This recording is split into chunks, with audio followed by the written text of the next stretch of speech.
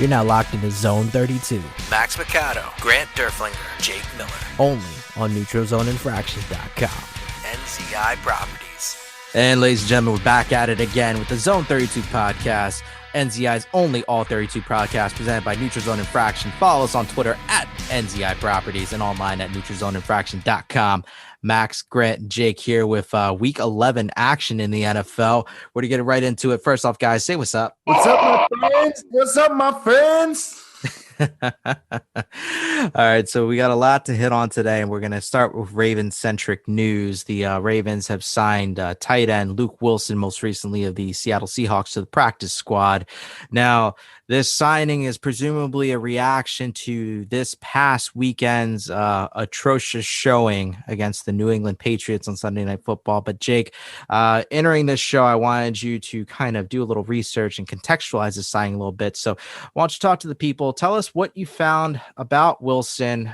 Give a little background on his history prior to Baltimore and how he's going to help this team moving forward. Well, he's kind of a journeyman tight end. I'm going to be a journeyman electrician, so eventually I will get to his stature, but in my own trade. But that's neither here nor there. He came into the league in 2013 as a fifth-round pick out of Rice to the Seattle Seahawks. He was actually Vance McDonald's backup at Rice.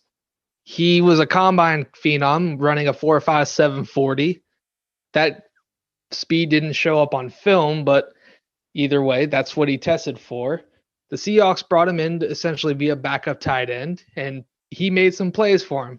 He never really he usually averaged about 20, 30 catches a season, 200, maybe 300 yards a season. It was minimal, but he was a fine player for him. He left, I want to say, in 2017 and flocked around, played for a couple of teams. He played for the Lions and he played for the Raiders, if I'm not mistaken, for a second.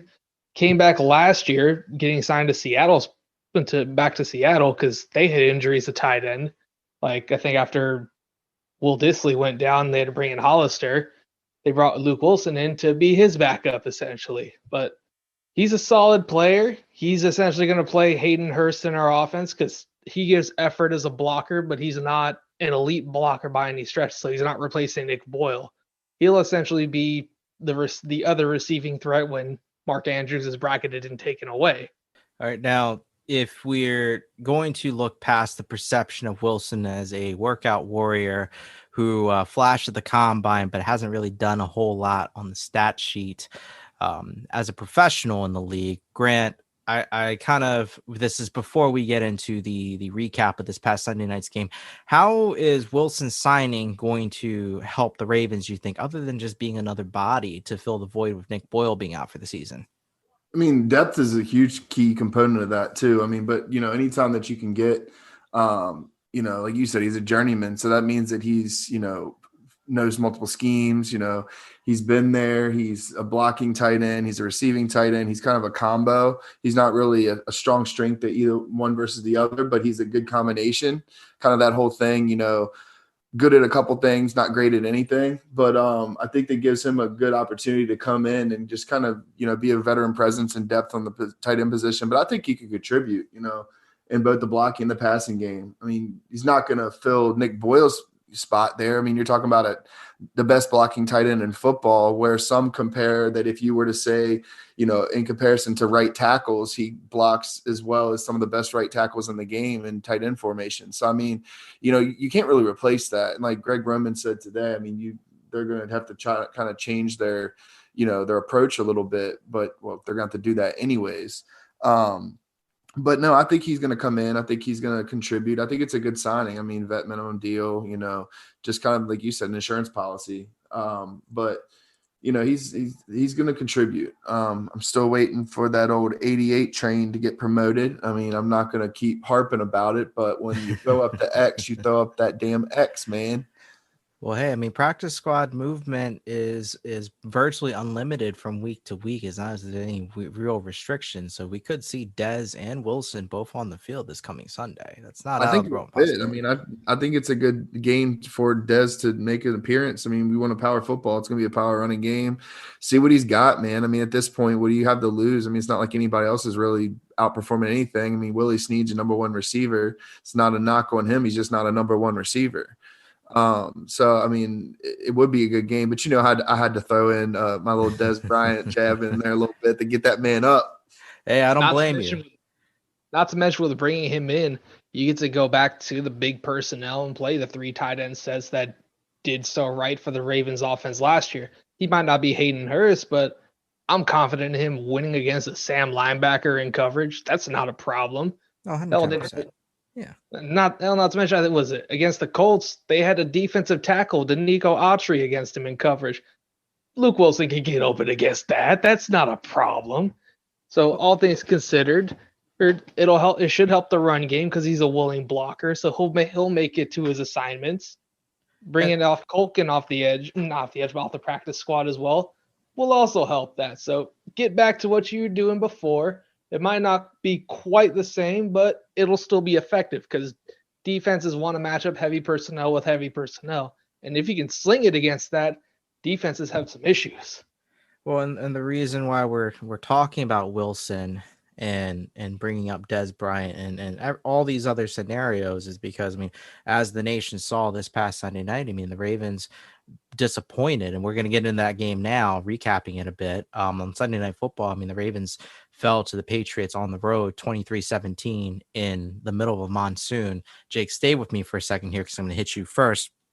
But in this particular game, I mean, despite Lamar Jackson's best efforts with the inclement weather, with all the injuries, everyone going down, including Nick Boyle out for the season, with receivers dropping passes left and right, and just with, on the other side of the ball, the Patriots just gashing that run defense with Rex Burkhead of all people.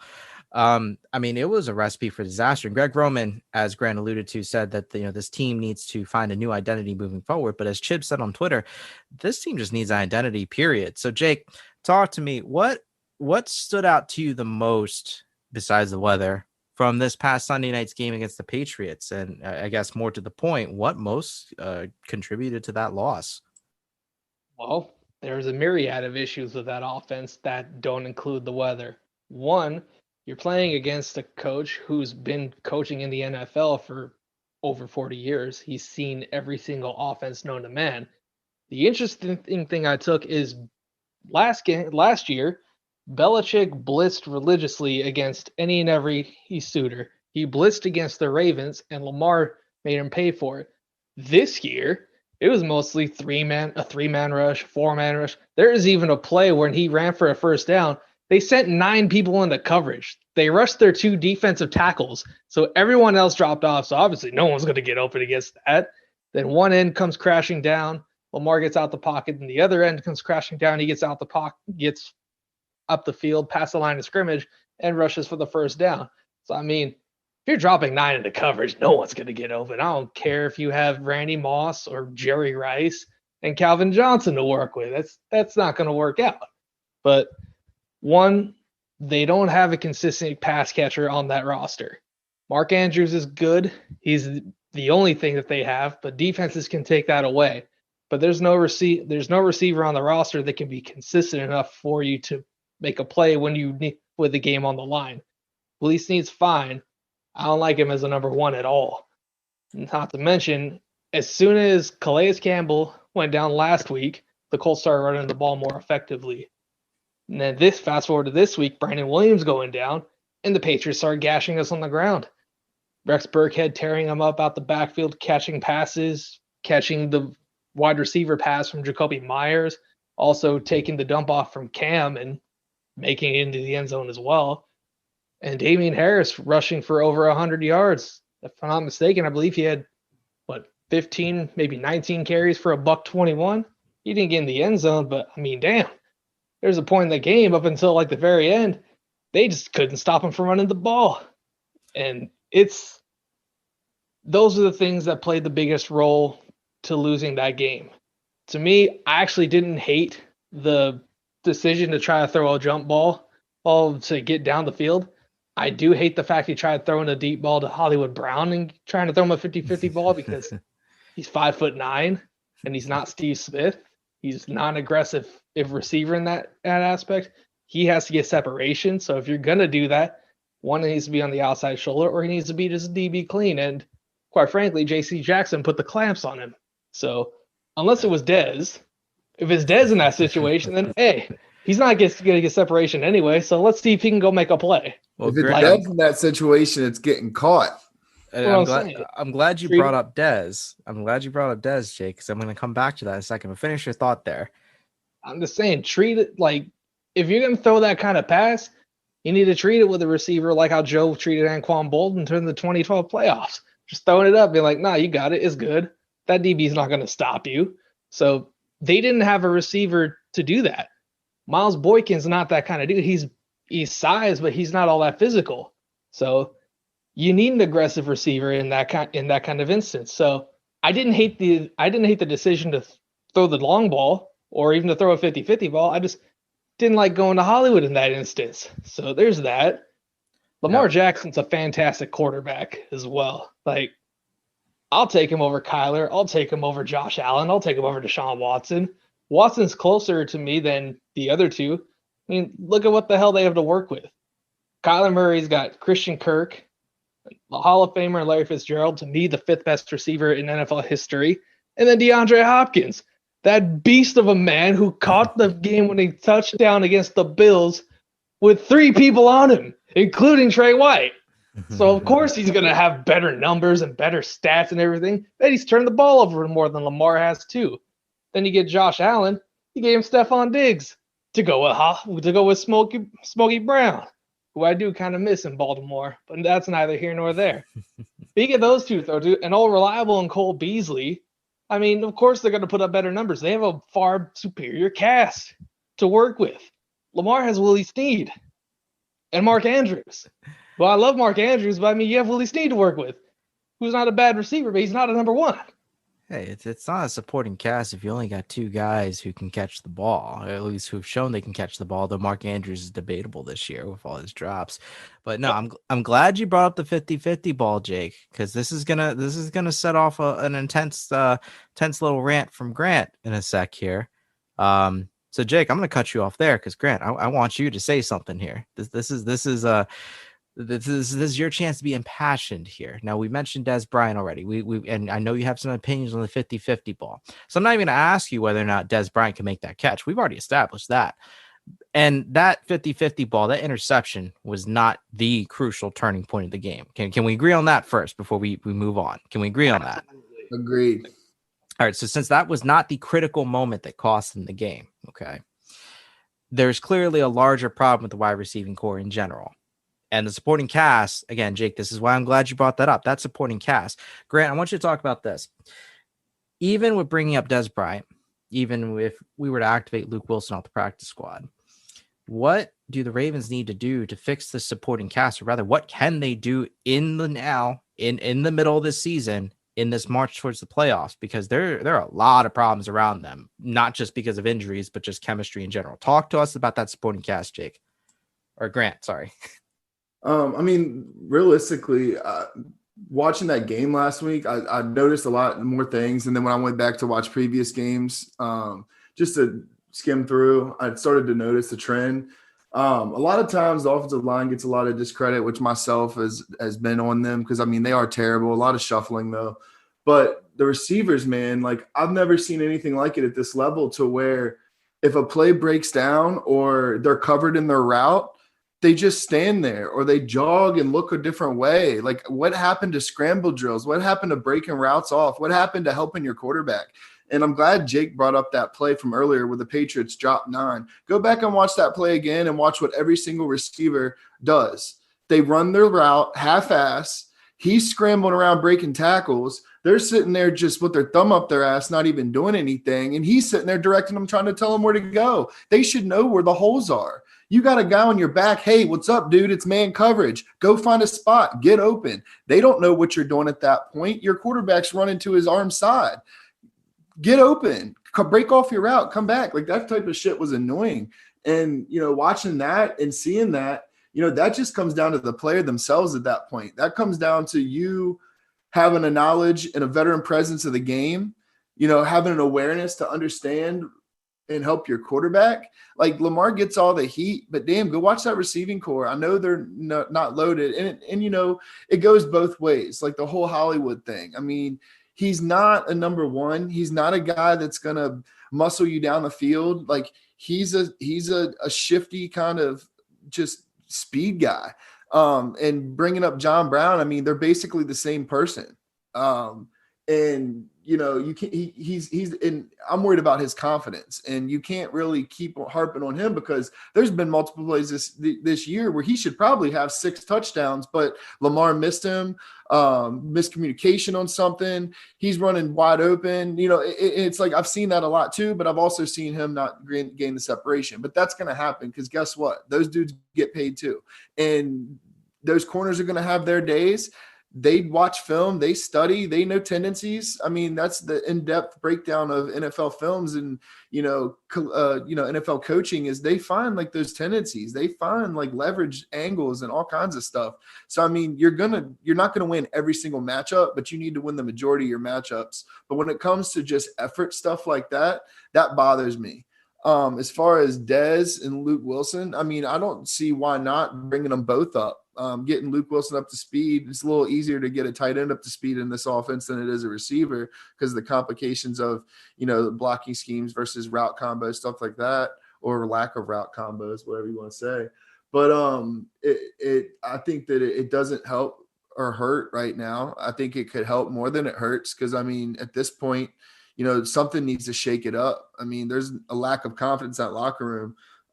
Last year we were dominating, but that's when Big Trust came out, like everybody's having fun. They're not really having that fun anymore. And there's a lot of pressure. And I think a lot of things that Lamar's doing is he's forcing things because he's got like the world on his shoulders. People are so critical of him and I don't get it.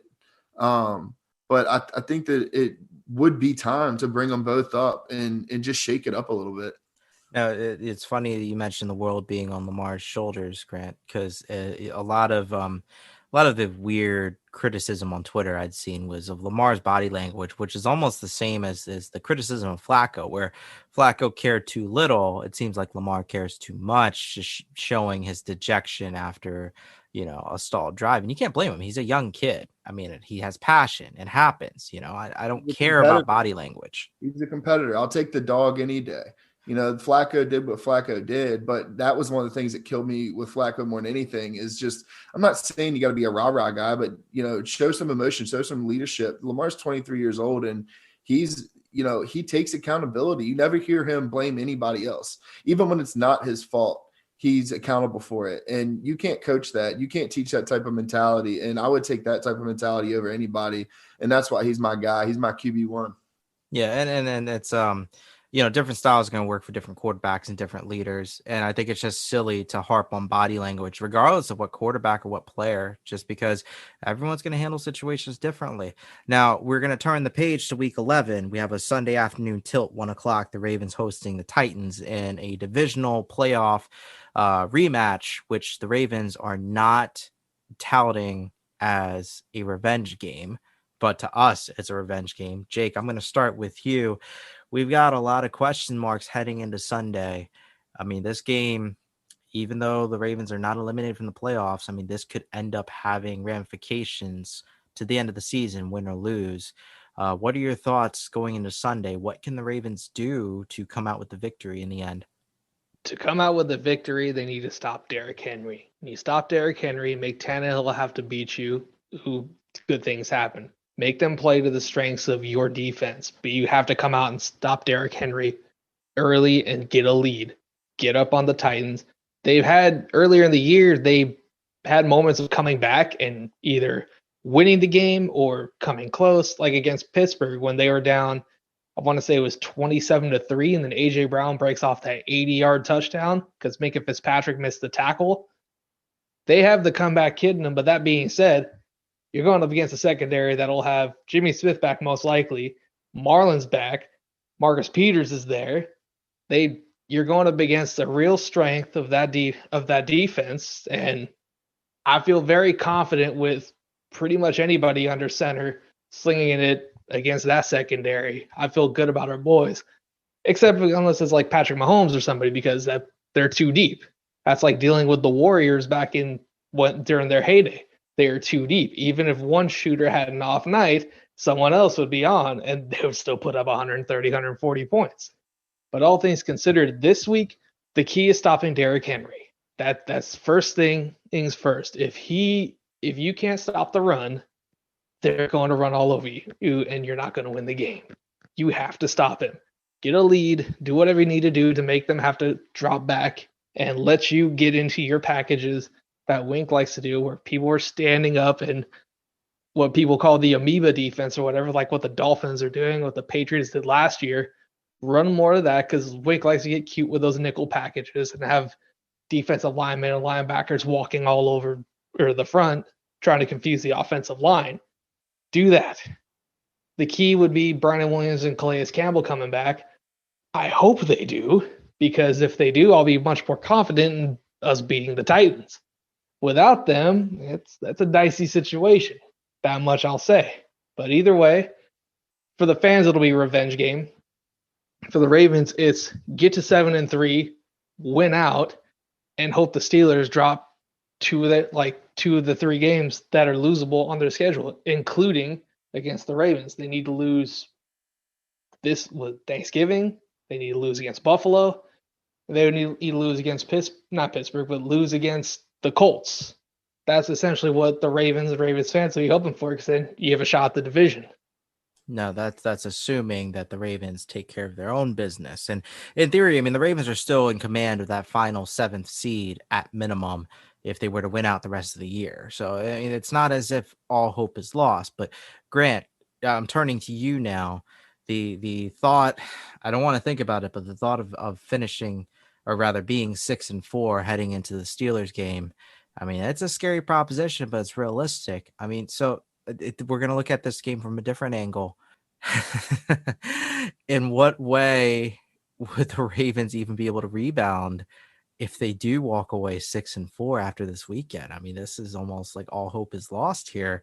I mean, how do you pick up the pieces from there?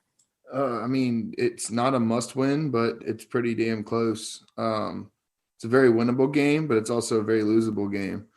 And, hopefully there's not a monsoon again. I think that game the other night goes completely different. I know both teams had to play in it, but, as far as a comeback or anything, that was just out the window when there was 188 mile an hour winds and looked like somebody left the kitchen faucet on in the sky. But I think that, Ravens have to come out and play their game, but losing this game would be huge going 6-4 and into Thanksgiving with a really hot Steelers team is not ideal. Between this stretch with the Patriots, Titans, and Steelers coming up, you can't lose all three of those, and you definitely are in the hole losing two of them. We've already lost one, so this is crunch time. I mean, we're midway through the season. We're past a little over midway through the season. This is a time where if we're going to be a contender and a competing team, that they need to step up. We talked last week about Lamar needing to step up. He stepped up, but it wasn't him on that game. So as long as he keeps progressing, I think he matches up well this game. They kind of quote unquote figured him out last year. That they didn't figure him out. I mean, 7 drops contributed to that. So, and he still combined for over 500 yards of total offense. I don't care if he's down 30 when that happens or not. He still contributed 500 yards of total offense. But the defense is really going to have to happen. I'm not sure what's going on with Derek Wolfe, if he's going to come out, if he's going to be playing. Calais coming back. I know he's kind of iffy. But I think this is an important game. And, I mean, this is why he was brought in. This is why we changed the entire defensive line. That's why we drafted Patrick Queen. I know he came out and said that today about, how he was trying to play a little bit more or a little bit lighter on his feet and try to finesse more, and he wants to play more downhill. I mean, play your game. Like, if you're a downhill player, play downhill. Especially when they're running the rock all over us and it's a rainy game. I mean, at that point, you should have shifted your mentality, but that's, nor here nor there. But, I want to see him show up. I think this is a game where, Malik Harrison has really been impressing me, not only on special teams, but the dude is a stone wall. And that's somebody that I think he's got the type of mentality where he wants the challenge. and he'll take the challenge. And I think that, with the inside runs with Derrick Henry, I'd look for Malik Harrison to make a couple, eye-popping plays in there. But, the defense is just going to have to focus. Can't let Tannehill beat us. They had some gadget plays. They pulled out all the stops last time we played them. So for some reason, I don't know what it is, but I feel like NFL teams have more success with, gadget plays and, stuff like that against the Ravens than anybody. I feel like we give up a gadget play every game for a touchdown or a big first down or something. But no, I mean, I think we have to win this game, and coaching staff is going to have to take a long look in the mirror, not just the players on this team, but it's definitely doable. But I'm ready for Thanksgiving, but I'm nervous for this weekend. And I mean, we're not the only ones nervous for this weekend. Grant, I'm going to come back to you in a second. But other NFL news, I mean, Drew Brees in New Orleans is reportedly out for optimistically 2 to 3 weeks. But in my experience and having seen what's happened to players who have suffered, 1, fractured ribs, but 2, a collapsed lung, to have both injuries combined at the same time, I mean, 2 to 3 weeks is more than optimistic. That's a medical miracle. So Drew Brees definitely out for this weekend, this Sunday's game for the Saints hosting the Atlanta Falcons, NFC South divisional game. Saints sitting at 7-2. Grant, I asked you to kind of ponder this question, this situation, because I feel like it's one that a lot of folks aren't really thinking about, because they'd always assumed that Drew Brees was Mr. Reliable, Mr. Durable, would never miss a snap, never miss a down. Yet here he is, tabled for potentially a month or longer. The Saints are in the driver's seat, battling against the Bucs for the division title. Potential Super Bowl favorites is dark horse. Can Jameis Winston keep the Saints afloat, Grant, or are they going to look to Taysom Hill? Talk to me about that quarterback situation down in Louisiana. You can't really look to Taysom Hill. I don't understand the whole Taysom Hill thing. I'm gonna be honest with you. Like the dude's mentality as a player. He runs one of the hardest that I've seen, and it's weird to say that, but that dude, when he's got the ball in his hands, you don't want to see him in open field at all. But he's a gadget guy. Jameis has had his share of misfortunes. I think you got a guy that likes to cut it loose in an offense that you can cut it loose. He's got weapons around him that can kind of they're skillful enough. I mean, you got Alvin Kamara, Michael Thomas. You got the quick guys, Emmanuel Sanders, Traquan Smith. Those guys, they are formidable enough to where, a gunslinger can come in there and at least make something happen. Because at the end of the day, I mean, you got to score points. And the defense for the Saints hasn't looked too bad. They aren't bad. So if they can keep them in games, I mean, I think Jameis can definitely keep them afloat. And I'm not saying like, oh man, they're on the same track with Drew Brees was under center, but I think he can definitely keep them afloat in a wide open division. I mean, yeah, he's got the interception issues, but he's got touchdown problems too. So, you take what you can take with it. Who knows how he might fit in this offense better than Arians' offense. Sean Payton's known for having those gunslingers. So, look at it that way. I mean, he's got the weapons around him, like we talked about, with the Taysom Hill. I mean, you got a guy that was apparently the backup quarterback before they signed Jameis Winston. I mean, he signed a 2-year, $20 million deal with 16 guaranteed, I think. Yeah, $8 million a year. So, like, man, you're giving a backup quarterback that has not thrown more than 7 passes in a season in his career, $8 million a year to run a couple backup snaps and Wildcats. Like, and, everybody saw the joking comparisons to Lamar about that, which, I mean, I can't believe some people were serious about it. But you got Taysom Hill. He's 30 years old. He's, not a spring chicken. He's never grasped or controlled an offense. Like I said, he's never thrown more than 7 passes in a season. So you can't really turn the reins over to him when you're in a competitive race for the division. I think he's only got 6 attempts this year. Or no, I think it was 5 attempts and 4 completions. So it's like you're going to give the reins to Jameis. Still use Taysom Hill as the gadget plays. He might see more snaps on the field or maybe more Wildcats or something, but to just keep defenses off balance and honest. But I think he could definitely keep them afloat. And, I'm always up for, a nice underdog story and a second chance for your guy.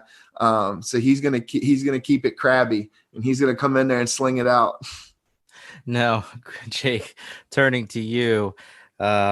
the Falcons have won 2 straight. They're still mathematically alive at 3-6. They somehow learned not to blow a lead 2 weeks in a row.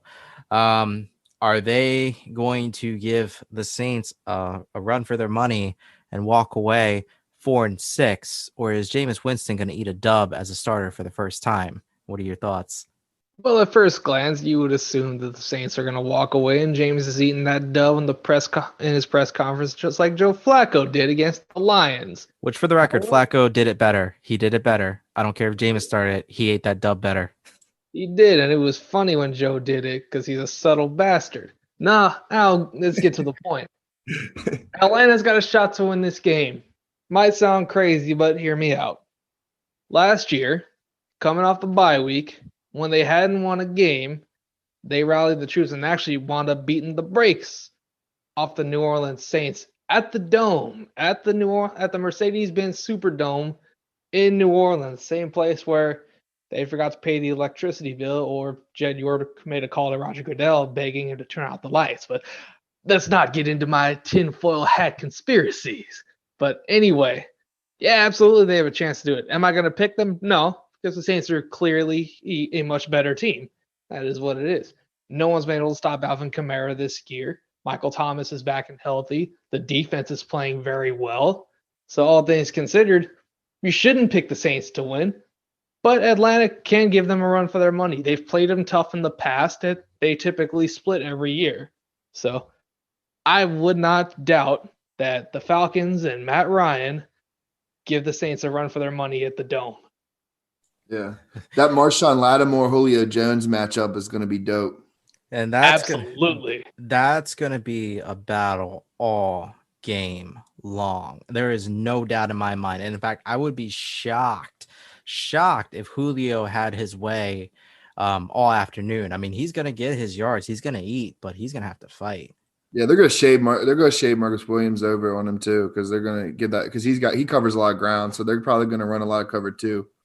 Now, speaking of physicality, guys, Grant, I'm going to turn back to you for this next one. We have another 1:00 game this Sunday afternoon. The Steelers are visiting the Jacksonville Jaguars.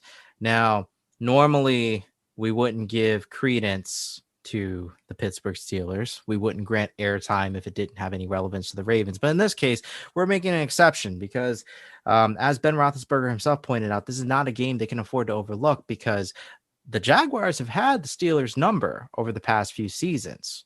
I mean, the Jaguars' record notwithstanding, for whatever reason, across at least 3 different regimes, even going back to the AFC Central, guys, the Jaguars have played the Steelers tough. I don't know what it is. I can't explain it. Don't particularly care because, if anything, we need the Steelers to lose. So, Grant, I'm going to start with you. Are we giving the Jacksonville Jaguars a shot even with or without Gardner Minshew this coming Sunday? What are we going to see? Hell no, man. Golly, this is going to get ugly. I mean, it's any given Sunday thing. And, like we talked about before the show, is like, Steelers always have that one game a year where they kind of, maybe crap the bed against a lower level opponent. But, man, you got Jake Luton under center. What was he last week? I think like 13 of 35 or something passing. Like it was like 55% or something. But James Robinson's a stud, I think, but the Steelers defense is pretty good. And their linebackers are pretty fast and, scrape really well, as we saw. And I don't think this is going to be one of those games. I think Steelers could absolutely just turn it on. But my hope is that, maybe they do turn it on. Their confidence is already high. They're super cocky right now. Maybe they go in a little, gloating a little bit into that Thanksgiving game, and we can go ahead and humble them. Humble pie next to the pumpkin pie. But no, I don't think it's going to be a close game at all. And I'm surprised the spread isn't like 20. Look, I'm still trying to hold out hope for Baby Shark over there, DJ Shark, at least doing something. But yeah, with Gardner Minshew already ruled out for Sunday, I mean, I hate to say it, I kind of agree with you, but I'm trying to hold out hope. So Jake, pull me back in here. Try to give me something. Do you think the Jags can pull it off against the Steelers on Sunday?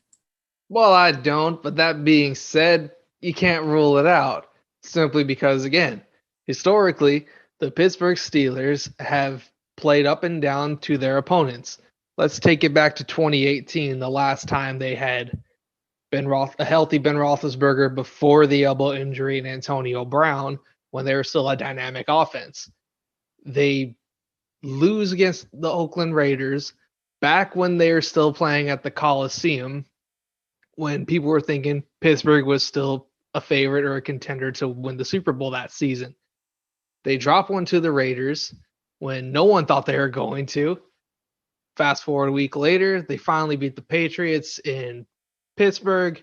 Then fast forward the next week, they play the Saints at the Dome, and it's a dogfight, real close game. And of course, Juju fumbles to lose the game, and the Saints kick the field goal to win. So every year, typically, the Steelers find a way to lose to bad teams. I wouldn't rule it out because again, anything can happen any given Sunday. And throughout the history of the Mike Tomlin coached Pittsburgh Steelers, they have dropped games to horrible teams, like against the Browns in 2009, or I don't like to recollect 2015 for obvious reasons, but when we beat them and we were finished 5-11 that year, when the entire Bring the mallet. had a practice squad team playing against the Steelers, and My mallet was dicing them up. that was a lovely day and a lovely game. It was a horrible year, but we swept the Steelers, so I guess it wasn't that bad. That much I could say.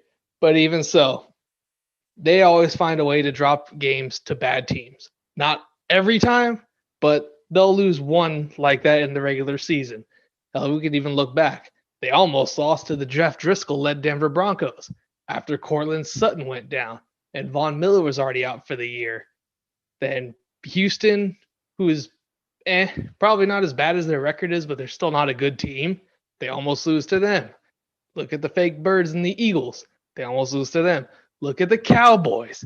That game ended in the same exact fashion as Week 8, which I won't go any further details, but it ended the same exact way where the defense needed to stop to seal the victory against Garrett Gilbert and the Dallas Cowboys. Not Dak. Not Garrett Dak and Amari Cooper and him. Just Garrett Gilbert. That's all I'm saying. So you can't count it out.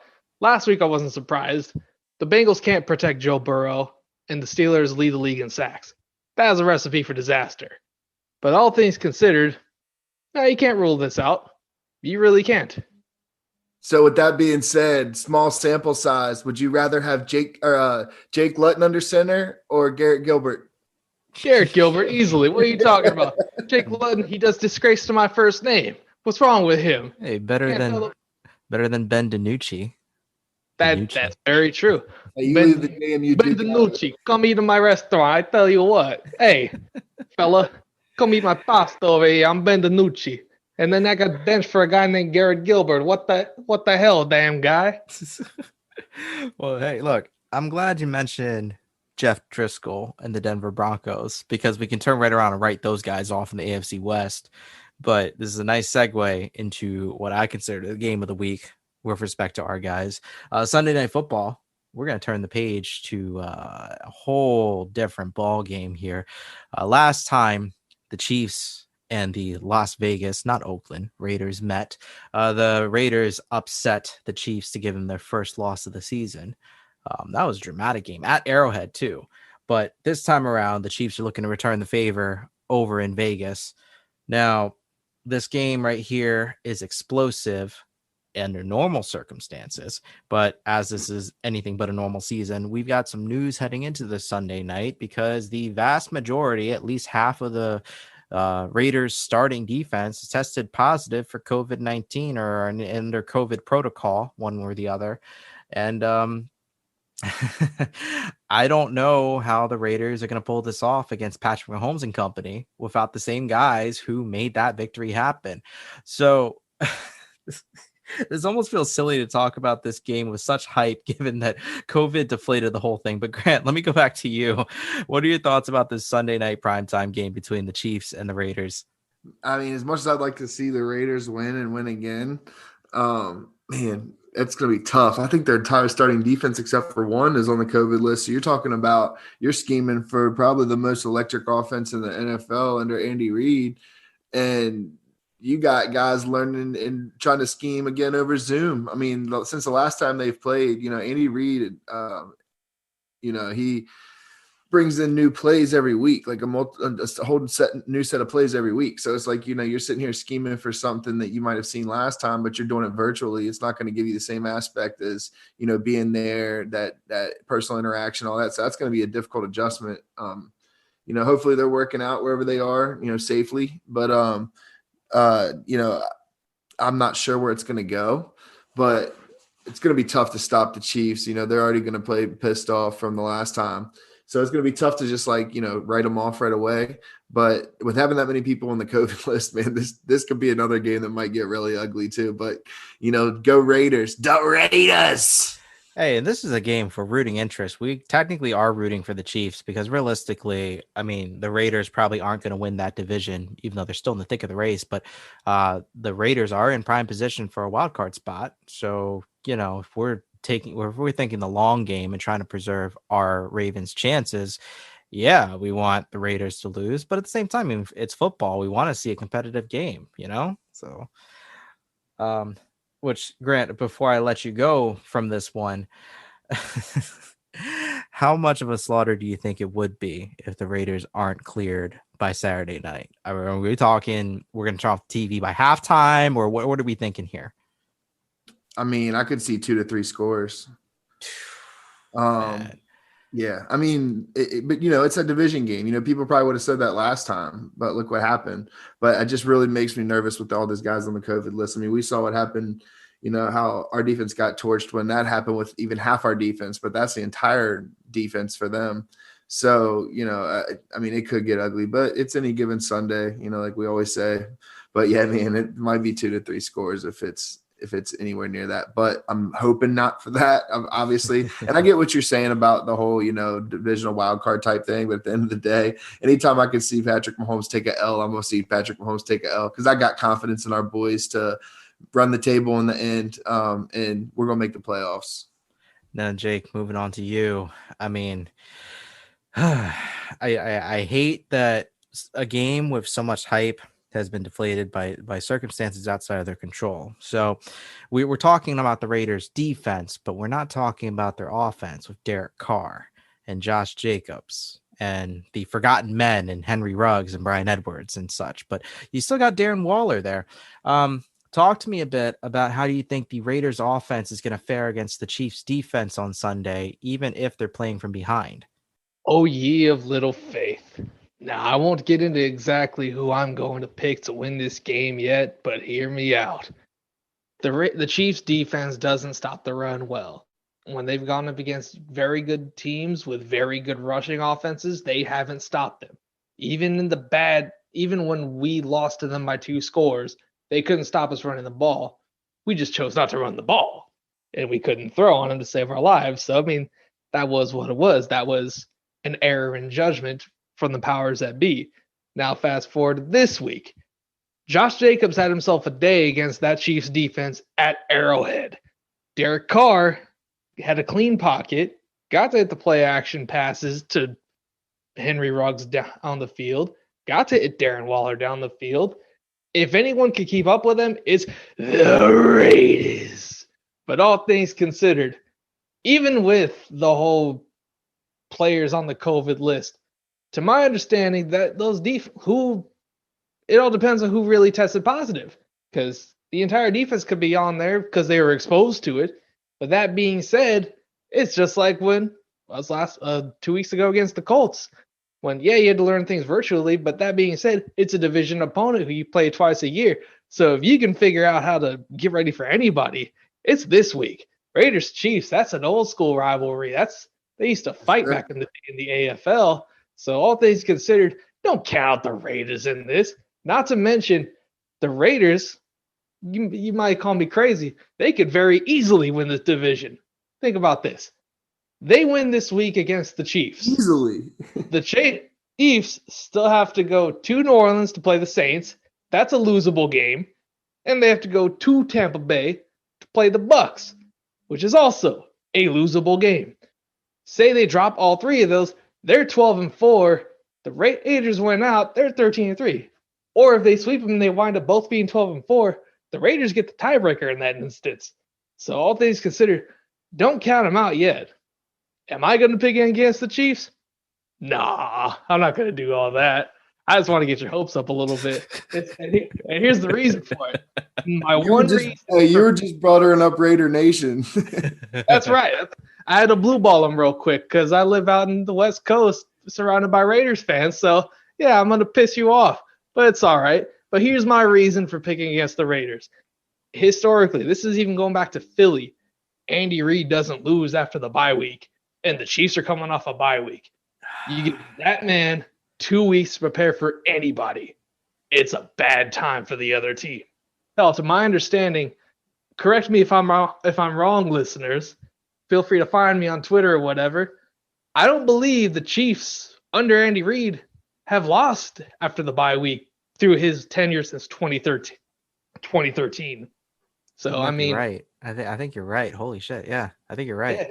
Because he barely lost in Philly after the bye week. So all things considered, you don't give Belichick 2 weeks to prepare for you, and you don't give Andy Reid 2 weeks to prepare for you.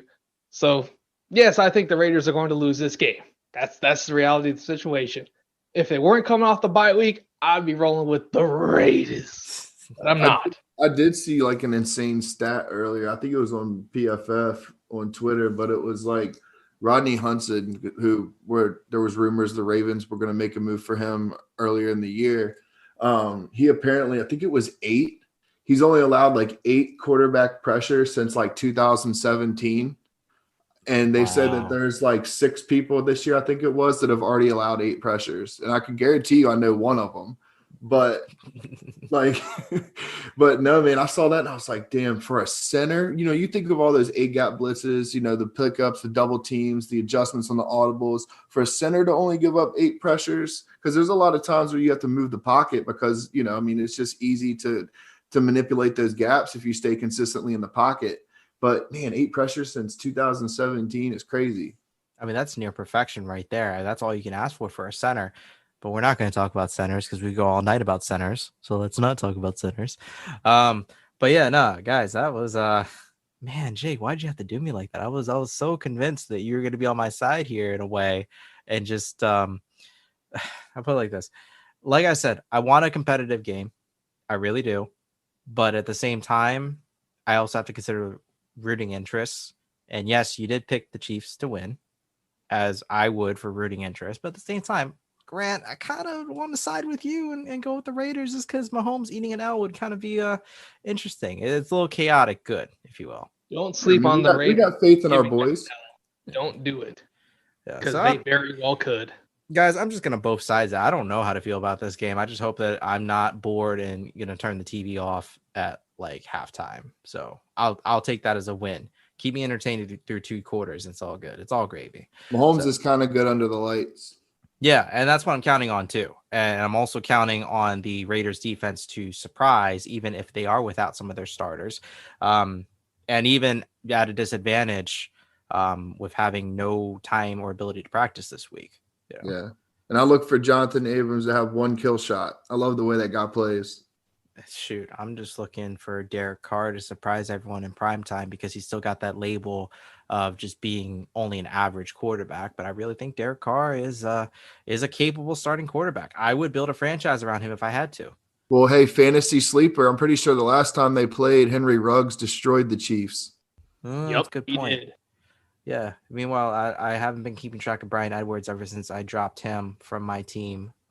But who knows? I mean, there's no better time than the present to break out if you're Bryan Edwards or even Hunter Renfrow. Everyone's going to be worried about Darren Waller, you know. So, well, Aguilar's had a resurgence out there too. I mean, he hasn't had the dropsies like he's had in Philly, and he's made some really big plays. That's some big games this year. Yeah, I think he's found his niche. An outside receiver. They're telling him to go long. They're not using him like a slot guy like Philly used him. So I mean, they're playing more to his strengths. Which is he got contacts. And I also I will point that out, Jake. I'm glad you mentioned being on the outside. That's kind of the misconception around the league is if a guy is struggling, you stick him in the slot because it's easier for them to find space. But no, some guys are just burners.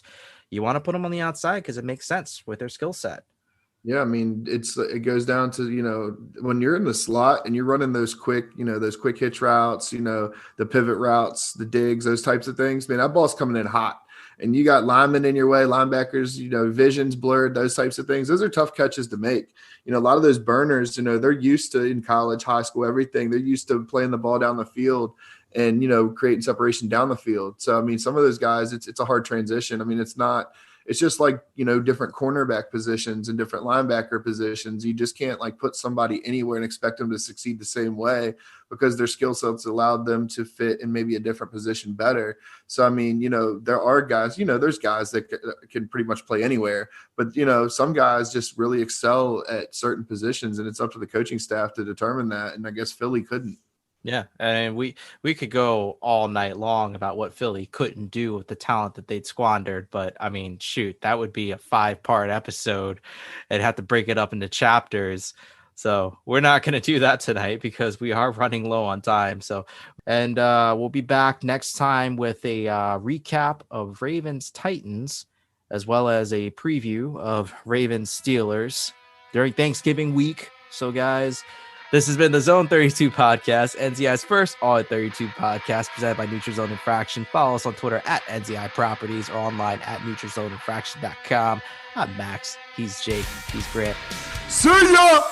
Oh! Max, Grant, Jake.